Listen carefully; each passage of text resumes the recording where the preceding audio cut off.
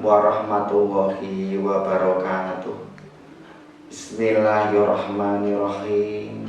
Alhamdulillahirabbil alamin. Wal aqibatu lil muttaqin wala udwana illa 'alal zalimin.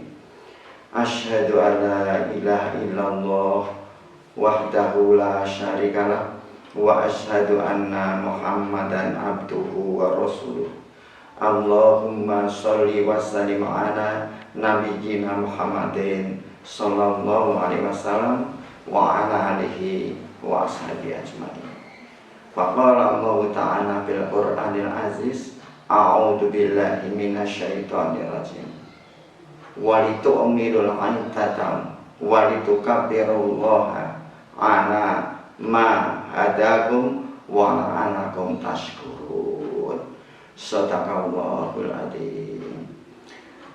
Jamaah, bapak-bapak, ibu-ibu, adik-adik dan anak-anak SD Muhammadiyah Menoreh yang saya banggakan dan saya cintai, semua yang dirahmati Allah. Pada kesempatan ini ingin saya sampaikan satu ayat sebagaimana yang sudah saya sampaikan pada mukadimah tadi. Allah Subhanahu wa ta'ala telah berfirman, walitu'milul iddata, walitu'milu, dan sempurnakanlah oleh kalian semua.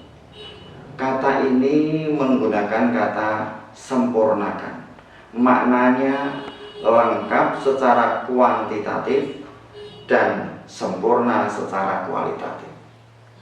Lengkap secara kuantitatif artinya berpuasa itu semestinya lengkap sebanyak 30 hari atau 29 hari. Karena perintah ini mengatakan walitu'milu, sempurnakanlah, berarti ada orang-orang yang terpaksa tidak bisa sempurna selama menunaikan ibadah puasa di bulan suci Ramadan. Ada beberapa orang yang dikategorikan boleh tidak berpuasa, sehingga orang ini terpaksa tidak dapat penuh menunaikan ibadah 1 bulan. Orang yang boleh tidak berpuasa itu meliputi, yang pertama, orang yang boleh tidak berpuasa adalah marid atau orang yang sakit. Nah, orang yang sakit ini penggantinya adalah qadha, artinya menunaikan ibadah puasa Ramadan di hari-hari lain di luar bulan suci Ramadan. Yang kedua yaitu orang-orang yang bepergian bila bepergiannya mengganggu atau menjadikan berat menunaikan puasa. Orang yang bepergian ini menggantinya pada hari yang lain, sifatnya adalah qadha. Yang ketiga adalah orang yang berat untuk menunaikan puasa, misalnya sudah berusia lanjut atau orang yang pekerjaannya sangat berat sehingga harus memerlukan fisik yang kuat, sehingga maka orang ini boleh tidak berpuasa. Nah, orang yang berat untuk menunaikan puasa sehingga tidak mampu menunaikan puasa, maka penggantinya adalah fidyah. Yang keempat adalah ibu-ibu yang hamil. Ibu-ibu yang hamil ini penggantinya adalah fidyah. Dan yang terakhir, yang kelima adalah ibu-ibu yang menyusui. Ibu-ibu yang menyusui ini penggantinya adalah fidyah. Para pemirsa yang dirahmati Allah, ini yang disebut dengan kelompok atau kategori orang-orang yang boleh tidak berpuasa. Berikutnya kita lanjutkan adalah orang yang haram atau dilarang berpuasa. Orang yang dilarang berpuasa itu hanya 2. Yang pertama adalah wanita yang haid. Wanita yang haid bukan diperintah untuk berpuasa, justru diharamkan menunaikan puasa Ramadan. Maka penggantinya adalah mengganti puasa pada hari lain di luar bulan suci Ramadan.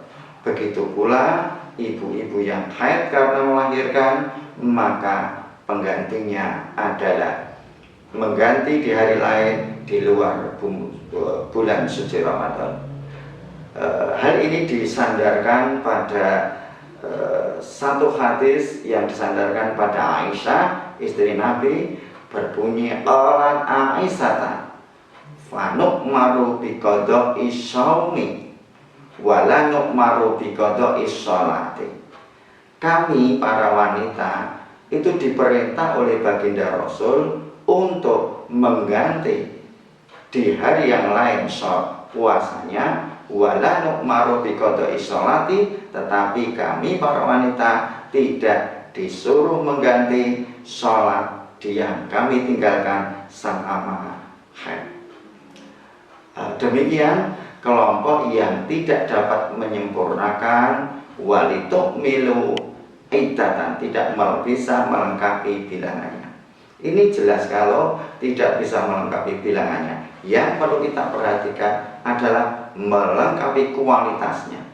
Jadi kata sempurna terdiri dari dua, yaitu kuantitatif dan kualitatif.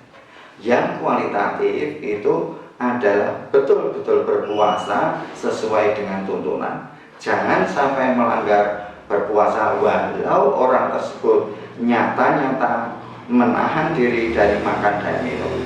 Salah satu hadis baginda Nabi itu menyatakan malam yada qaula zuri, barang siapa yang tidak dapat meninggalkan perkataan yang buruk, apakah perkataan yang kotor atau perkataan yang sifatnya pertengkaran, itu masuk dalam perkataan-perkataan yang kotor. Wal amala bihi, bahkan tidak sekedar perilaku perkataan, bahkan justru perbuatan yang sifatnya maksiat, berkelahi, berjudi, mencuri dan lain sebagainya, itu perbuatan-perbuatan maksiat. Maka pada bagian awal puasa itu bermakna imsak atau bermakna menahan diri. Menahan diri identik dengan makna sabar. Menahan diri itu ada 3 bagian, yaitu menahan diri untuk tidak berbuat maksiat. Artinya orang tersebut memperbanyak membaca istighfar dan bertaubat di bulan suci Ramadan. Orang yang seperti ini adalah sama maknanya dengan menutup pintu neraka. Yang kedua, sabar atau menahan diri untuk tetap taat sehingga tetap beramal soleh selama bulan suci Ramadan. Orang yang mampu full penuh untuk mengamalkan amal-amal yang soleh, maka memiliki makna juga adalah membuka pintu surga.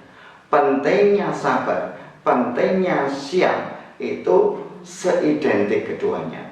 Salah satu firman Allah berbunyi, innama yuwaffas sabiruna ajruhum bighairi hisab.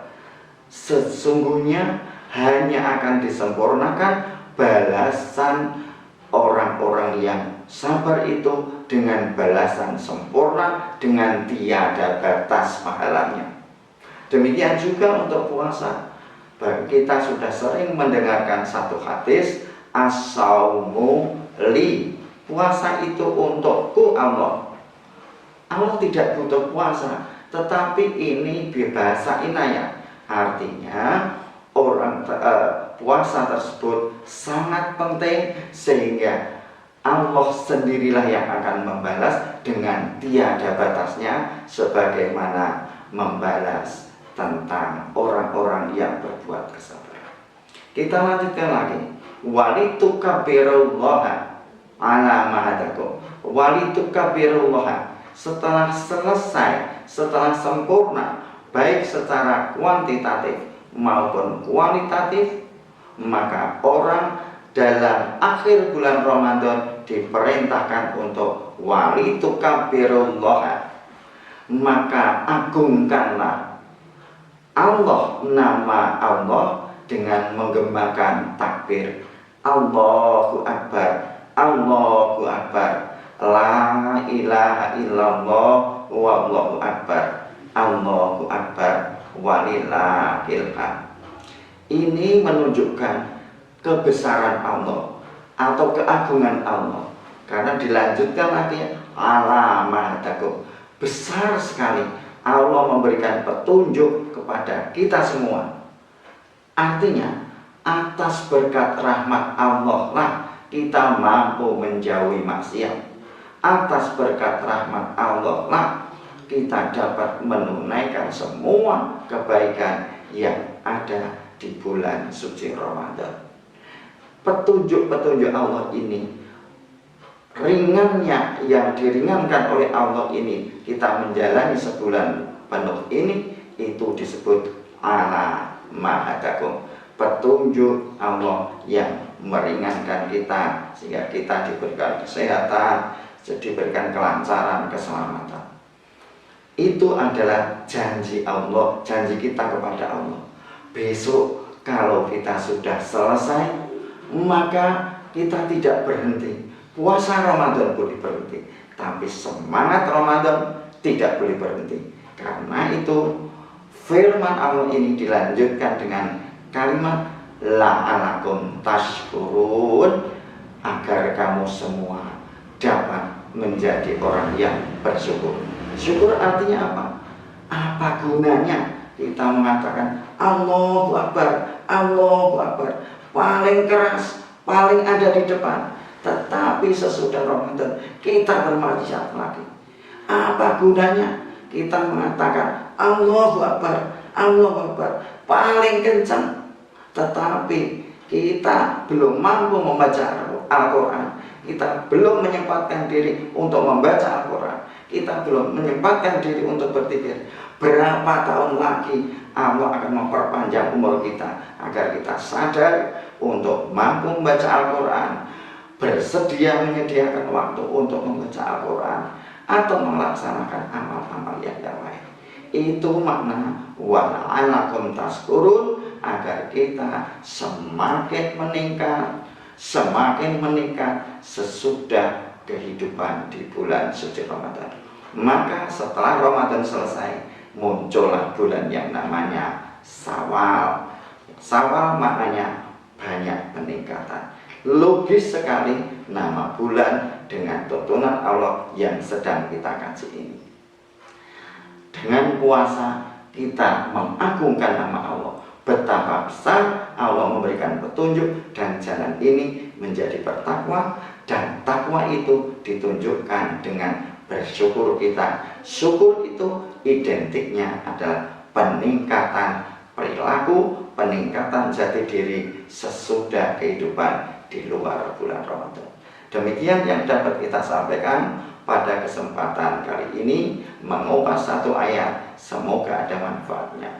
Nasrul minallahi wa fatun qarib. Wassalamualaikum warahmatullahi wabarakatuh.